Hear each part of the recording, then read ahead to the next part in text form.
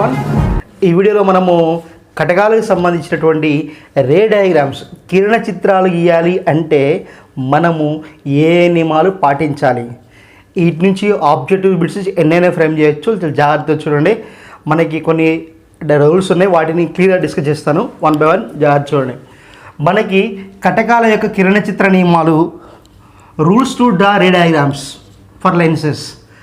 మొదటి రూల్ నియమము 1 ఏమిటంటే, అది ప్రధాన అక్షం వెంబడి ప్రయాణించే ఏ కాంతి కిరణం విచలనం చెందదు. The light ray which is moving along the principal axis never deviate. So ఇక్కడ చూడండి, ఇది మనకి బై కాన్వెక్స్ లెన్స్, ఇది బై కాన్కేవ్, రెండింటి కూడా ఒకటే నియమం ఉంటుంది. దర్పణ కటకాల బట్టి నియమాలు మారవు, రెండు కటకాలకు ఒకటే నియమాలు ఉంటాయి. ఆ విషయాన్ని మీరు గుర్తుపెట్టుకోవాలి. సో ఇక్కడ మొదటిది బై కాన్వెక్స్ లెన్స్ తీసుకున్నా, దిగుంబాకార కటకం తీసుకున్నా, ఇక్కడ ఇది ప్రధాన అక్షము F1 C1 F2 C2 ఉన్నాయి కదా, ఇది ప్రధాన అక్షము. ఆ ప్రధాన అక్షం మీద మనం యారో మార్క్ చూపిస్తున్నాం. ఆ యారో మార్క్ అనేది కాంతి కిరణము. సో ఇది పతన కాంతి, ఇది వక్రీభవన కాంతి. సో ఏ మార్గంలో వచ్చిందో అదే మార్గంలో వెళ్ళిపోయింది అది, అంటే దాని యొక్క పాత్ డివియేట్ కాలేదు. సో కాబట్టి ప్రధాన అక్షం వెంబడి ప్రయాణించే ఏ కాంతి కిరణం విచలనం చెందదు. ఇలా వచ్చింది స్ట్రైట్గా వెళ్ళిపోయింది, ఇలా పక్కకి వెళ్ళిపోతే అది డివియేట్ అయిందంటాం. సో కానీ అది డివియేట్ కాలేదు. సో అది మొదటి నియమము. అది బైకాన్వెక్స్ అయినా బైకాన్కేవ్ అయినా రెండు సేమ్. ఆల్రెడీ మీకు చెప్పాను, కుంభాకార కటకాన్ని ఏమో డబుల్ హెడ్ యారోతో చూపిస్తారు, దీనికేమో డబుల్ స్లిట్ అంటాం దీన్ని. సో వి అని అనుకోవచ్చు, మన స్టేట్ అనుకోవచ్చు. సో ఇది ద్విపుటాకార కటకము. ఇక్కడ కూడా మన యారో మార్క్స్ చూపిస్తాం చూడండి, కాంతి కిరణం ఎలా వచ్చిందో పతనమైందో అలానే వక్రీభవనం చెందింది. అది మొదటి నియమము. రెండవ నియమం కూడా దాదాపు సేమ్ ఉంటుంది. కటక కేంద్రం గుండా ప్రయాణించే కాంతి కిరణం విచలనం చెందదు. సో సేమ్, ఇది బై కాన్వెక్స్ లెన్స్, ఇది మనకి ఇలా వచ్చేస్తుంది. ఇంతకుముందు ఏమైంది, కటక కేంద్రం నుంచి వెళ్ళింది కానీ ప్రధాన అక్షం గుండా వెళ్ళింది, అంటే అక్కడ యాంగిల్ 0. కానీ ఇక్కడ ఏమైంది, కొంత కోణం చేస్తున్నటువంటి కాంతి కిరణం దేనికి, దర్పణానికి కటకానికి కొంత కోణం చేస్తూ ఉంటుంది. సో ఏవైతే మనకి కాంతి కిరణం వస్తుందో అది కటక కేంద్రం గుండా వెళుతున్నప్పుడు ఎటువంటి విచలనం చెందదు. ఇది చూడండి, అది రెండవ నియమం. కటక కేంద్రం గుండా ప్రయాణించే కాంతి కిరణం విచలనం చెందదు. అది బై కాన్వెక్స్ అయినా బై కాన్కేవ్ అయినా సేమ్. చూడండి ఇక్కడ ఎలా వచ్చిందో అలానే వెళ్ళిపోతుంది, దాని డైరెక్షన్ చేంజ్ కాలేదు. సో ఇవి రెండు నియమాలు. ఇప్పుడు నెక్స్ట్ నియమం చూద్దాం. రూల్ నెంబర్ 3, ప్రధాన అక్షానికి సమాంతరముగా. ఎలా? ప్రధాన అక్షానికి సమాంతరంగా ప్రయాణించే కాంతి కిరణాలు వక్రీభవనం తర్వాత ఏమవుతాయట, నాభి వద్ద కేంద్రీకరించబడతాయి. ఇది కూడా ఒక బిట్టే. ప్రధాన అక్షానికి సమాంతరంగా ప్రయాణించే కాంతి కిరణాలు వక్రీభవనం తర్వాత ఎక్కడ కేంద్రీకరించబడతాయి బిట్టది. సో ఎక్కడ, నాభి వద్ద. సో చూడండి, ఫస్ట్ మనం బై కాన్వెక్స్ తీసుకున్నాం. ఇక్కడ ఏవైతే యారో మార్క్స్ ఉన్నాయో ఆ యారో మార్క్స్ అబ్జర్వ్ చేయండి.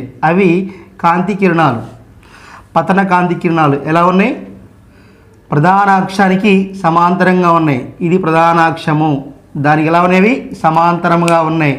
ప్రధాన అక్షానికి సమాంతరంగా ఉన్నాయి, వక్రీభవనం చెందిన తర్వాత ఇక్కడ నాభి వద్ద కేంద్రీకరించబడుతున్నాయి. సో ఇది బై కాన్వెక్స్కి. అదేవిధంగా సేమ్ ఇక్కడ చూడండి, డయాగ్రామ్ మాత్రం డిఫరెంట్. ఇక్కడ ఇది ఒక పతన కిరణము వక్రీభవనం చెంది ఇలా వెళ్ళిపోయింది. నెక్స్ట్ ఇది ఒక పతన కిరణము వక్రీభవనం చెంది ఇలా వెళ్ళిపోయింది.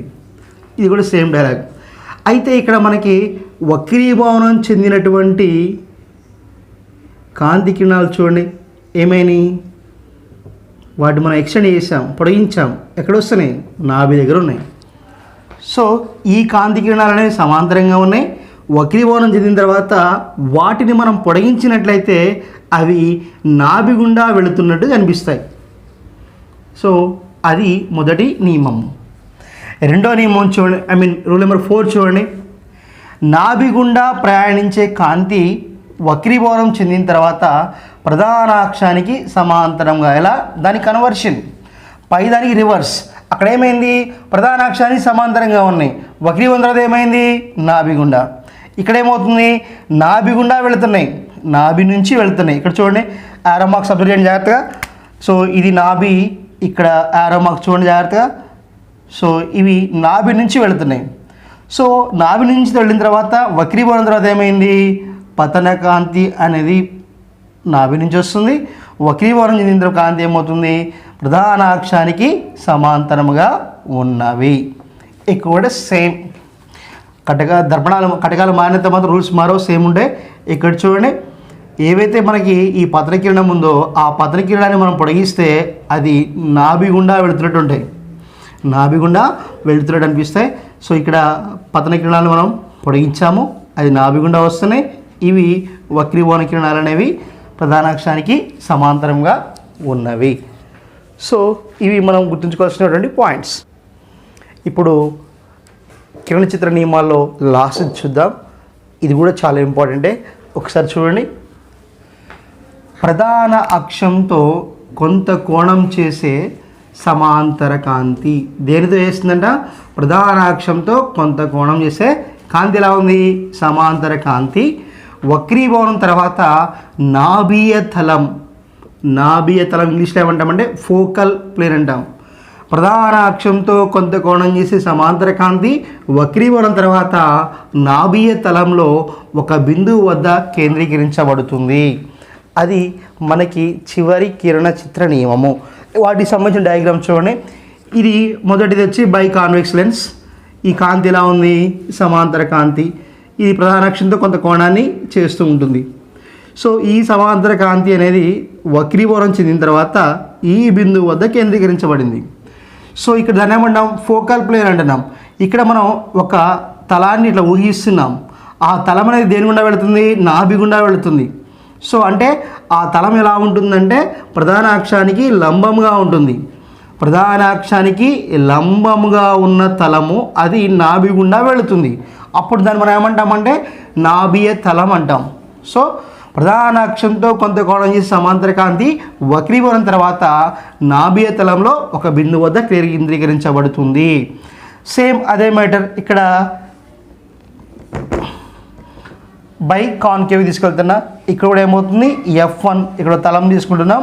ఆ తలం వద్ద మనకి వక్రీభవనం చెందినటువంటి కాంతి కిరణాలను ఇలా పొడిగిస్తే అవన్నీ ఎక్కడ మీట్ అవుతున్నాయి, ఈ బిందువు వద్ద మీట్ అవుతున్నాయి.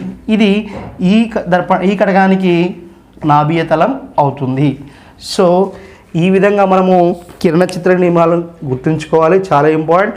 ఆబ్జెక్టివ్ పాయింట్స్లో మనకి చాలా ఇంపార్టెంట్. అదేవిధంగా మనకి డయాగ్రామ్స్లో ఎక్కడ వస్తువు ఉంది, ఎక్కడ ప్రతిబింబం ఏర్పడుతుంది అనేది మనం క్లియర్ నెక్స్ట్ చూస్తాం. అటువంటి సందర్భాల్లో మనం ఈ నియమాలను మనం గుర్తుంచుకోవాలి. సో నా వీడియో మీకు నచ్చినట్టయితే లైక్ చేయండి, షేర్ చేయండి, కామెంట్ చేయండి, మన ఛానల్ని సబ్స్క్రైబ్ చేయండి. సిన్సియర్గా నేను రిక్వెస్ట్ చేస్తున్నాను, ఎవరైతే టెట్ డిఎస్సి ప్రిపేర్ అవుతున్నారో వాళ్ళకి మన ఛానల్ని సజెస్ట్ చేయండి. Thank you.